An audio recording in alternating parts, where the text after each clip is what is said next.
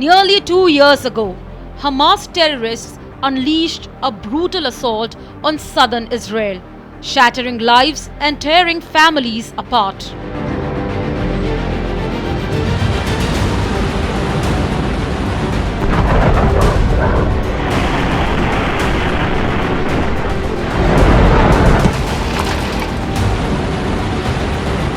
"1,200 lives lost, 200 plus ripped off their homes and taken hostage."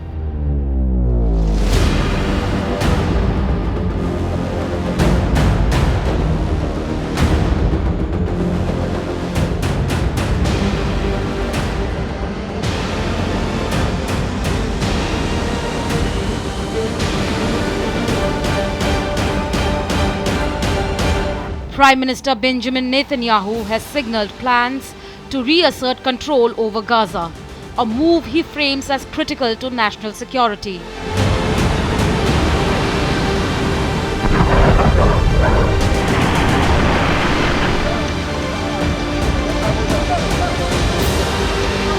This push for re-annexation is aimed at preventing another Hamas-led assault and bringing the long-standing hostage crisis to justice.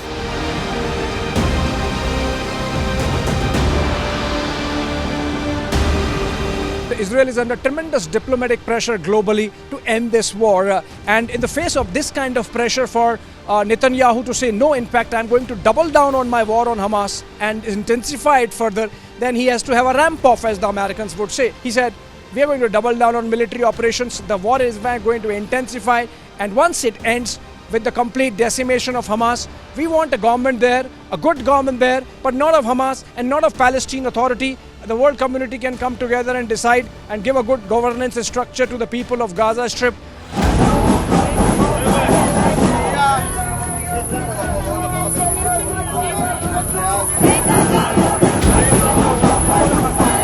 For Israelis, the fight for closure continues.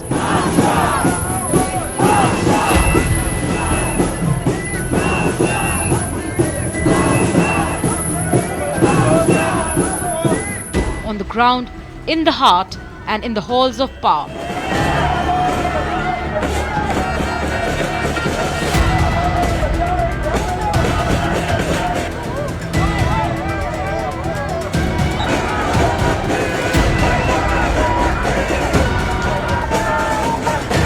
This past weekend, Hamas and Islamic Jihad cruelly released horrifying videos of our hostages, Eviatar David and Rom Broslavsky. The world witnessed their terrible condition, starved, tortured. Eviatar was forced to dig his own grave. The world saw the thick arm of the well-fed terrorist next to the starved and tortured Eviatar. חופר את הקבר, קבר שמיד מבחינתי לי, כי כל יום שעובר הגוף שלי הולך, נחלש, ירזה יותר וחלש יותר. A young Aviatar was kidnapped from the Nova Music Festival. His present conditions haunt the nation like those of the families of 50 plus other hostages awaiting justice. ובאמת, כל יום שהולך ועובר, הזמן נגמר. הזמן הולך ואוזל. ורק אתם תוכלו לעצור את זה, כדי שנוכל לשכב במיטה שלי. Inside Israel's Ministry of Foreign Affairs, the government grapples with the global fallout of the conflict. The ministry has condemned Hamas's tactics, accusing them of using civilians as shields while holding hostages in tunnels. כבר הרבה מאוד זמן, כבר כמה חודשים.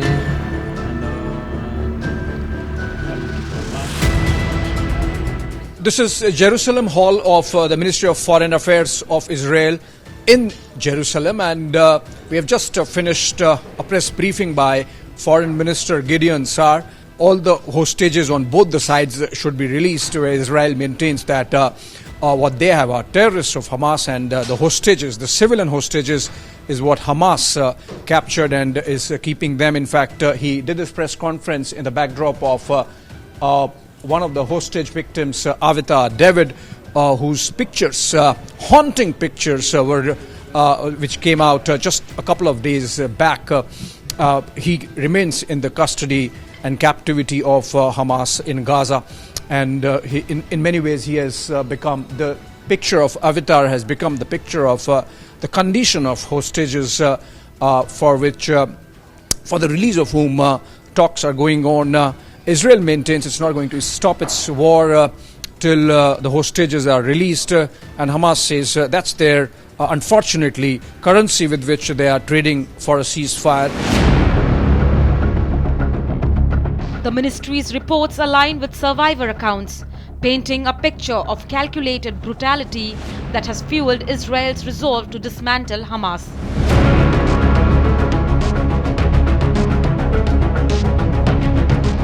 In July 2025, Prime Minister Benjamin Netanyahu made his first visit to Niroz. Nearly 21 months after the attack, his promise to rebuild and bring hostages back home was met with both embraces and outrage. מחויבות עמוקה, קודם כל להבטיח חזרתם של כל חטופינו, כולם, אבל גם מחויבות עמוקה לפעול כאן לשקם את הקיבוץ הזה ולהחזיר חיים לאנשים. Netanyahu's visit, seen by some as a photo op, underscored a divide. While he pledges action, survivors demand accountability for the failures of October 7.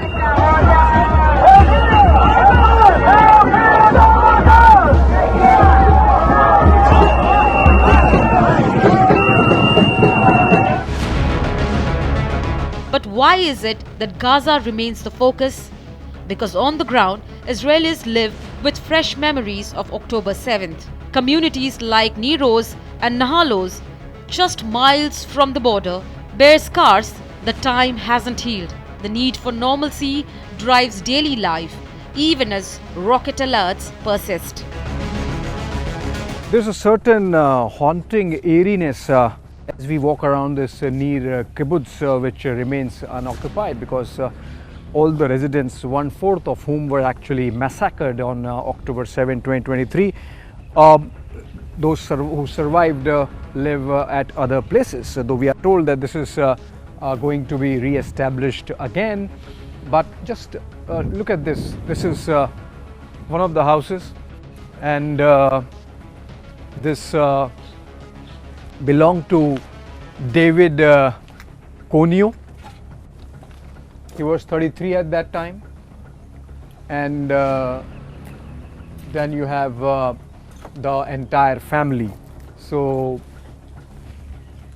brother, sister-in-law, wife, sister, some relations including kids, they were inside, and we are told that October 7 was a day after the Shabbat. Shabbat is typically a Jewish day, weekly off, when the entire family comes and has dinner. The entire family was here a day before, which is October 6, and about 12 or 13 of them. And on October 7, half of them perished. In fact, the two brothers were kidnapped along with the children. They were in fact inside when the terrorists came in, and they locked themselves inside, as it happens in Israeli homes. Even in kibbutz there is a safe room. They locked themselves inside. So what the terrorists did, we are told, is that they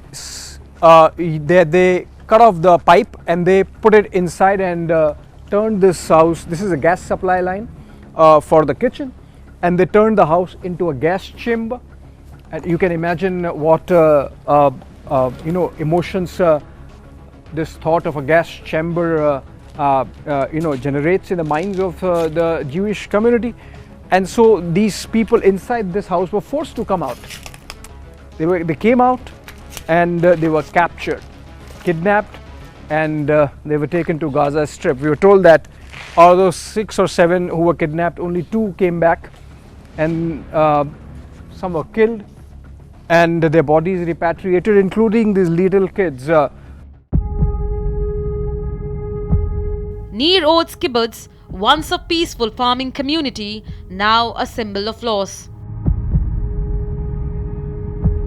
I see that this is one of the homes which lies in ruins, devastated completely, and seems it was the residence of Oded Lifshitz. That's right. 24 years old. He was 83 at that time. That's right. And so, and is he abducted, because it says bring him home now? Actually, this is not actualized, but he was abducted here with his wife, Yocheved Lifshitz. Oded was murdered in the Gaza Strip, and Yocheved was released the 14th day of the war. She was the first lady released. Oded, 83 years old, he was a pacifist. He was a man that used to take people from the Gaza Strip to sleep in his house. They take him for different medical treatments, like oncologic treatments and dialysis treatments and so on. He really, the people that used to live in this kibbutz were the people of the left of the Israeli society that really wanted to live aside with the Palestinians. And this is the way Hamas paid to them. The Nova Music Festival, a celebration of peace and music, turned into a slaughter.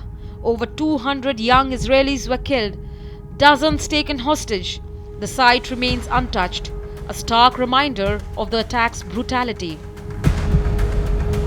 We are in the midst of the Nova Music Festival spot where the October 7 terror attack began, and this has turned into a memorial where people come and pray for those who lost their lives, bless their souls. This, for example, is someone identified as Ofek Arbib, seems like was a soldier, and story says, imagine this boy, this student who you have probably seen in your classroom, the king of his class, and then the entire story. Imagine a soldier sitting down for lunch when a woman approaches asking for charity and tells him about her family of 11 struggling to make ends meet, and basically a life sketch of Ofek, and he was here.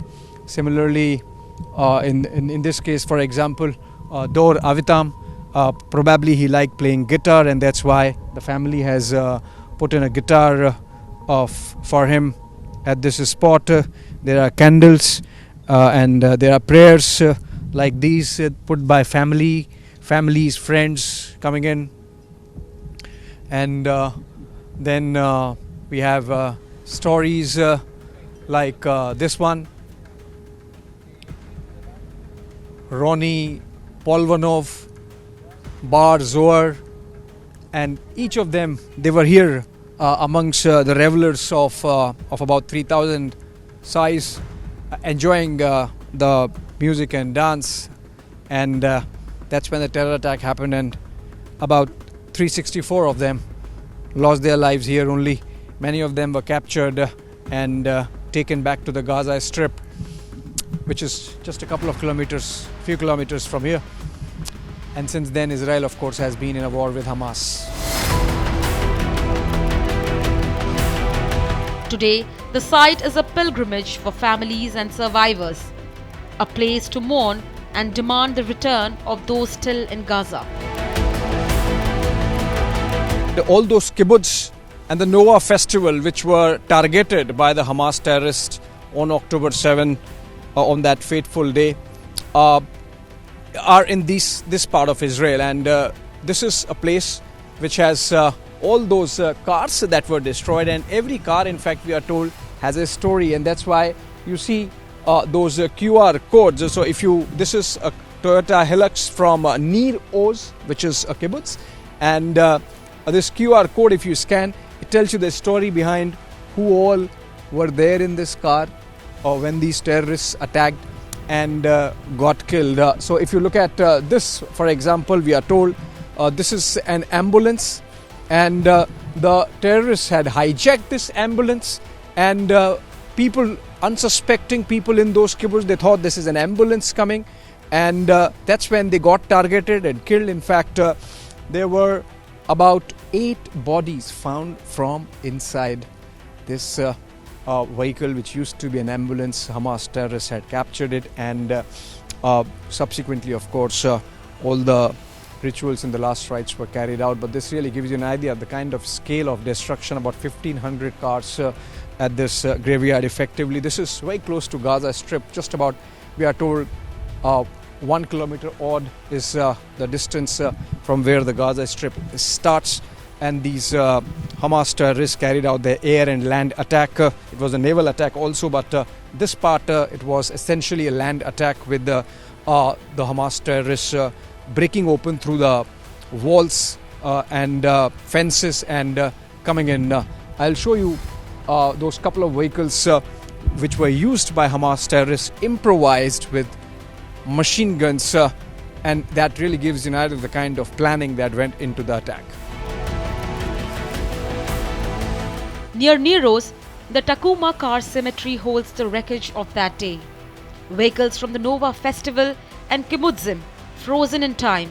Each car tells a story of escape attempts, of lives cut short.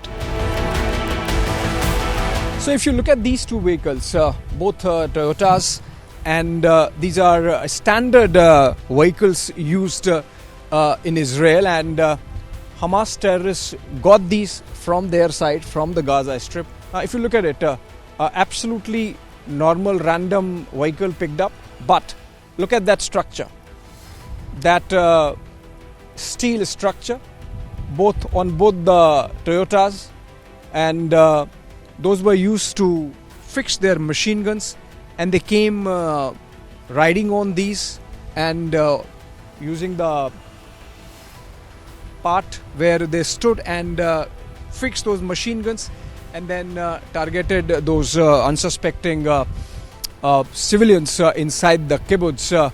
And you can imagine, with the kind of advantage they had of the height, they would have the number of people they could target. About 1,200 perished in that attack on October 7, and this really gives you an idea of the kind of planning that had gone into the attack carried out by Hamas. All these vehicles tell a story, and while they were brought here in a random manner, but now it seems it's become a place where a lot of people are coming to connect with the pain of the families whose members perished. And every car has a story with these QR codes giving it. In fact, this one says terrorist vehicles, Dodge, Ram, Isuzu D-Max, and so essentially one is a Toyota, the other is a Dodge. As Israel navigates its grief, the fight for hostages and healing continues. The government remains under intense pressure to bring back its citizens.